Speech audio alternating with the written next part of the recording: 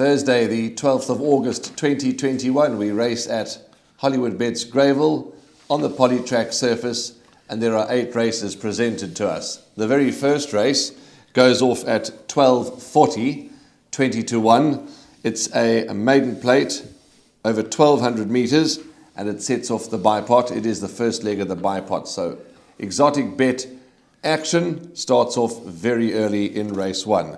Graham, the first race, the comment at the top of my computer form here is a very weak race, and I wouldn't be surprised if the first timer or one of the first timers had to get it right and win this race.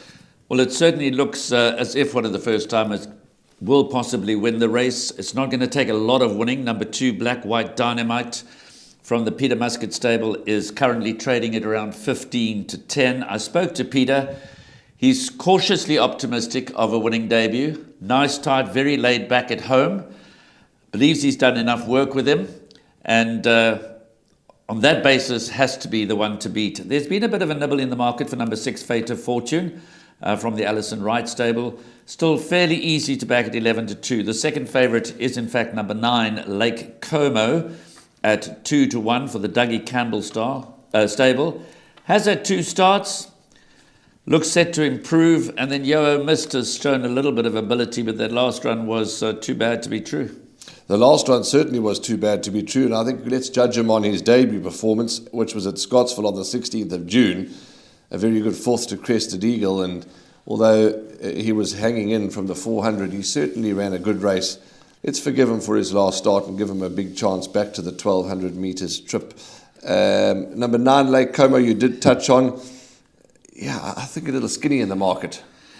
Well, there's not much else. Form-wise, there's not much to go on. Number 8, Cape Princess, can also improve on her first 2 starts. They haven't been the worst.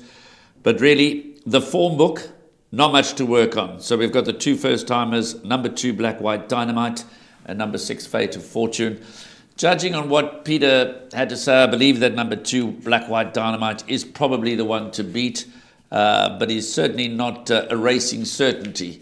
But from a bipot perspective, obviously I'll delay my bipots. I often give this advice until the very last moment to finalise the first leg. I want to see them go to the gates.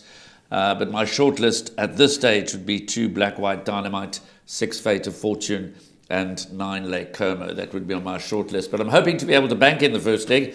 So if I like what I see when number 2, Black White Dynamite, goes to the gates, I might end up bankering number 2.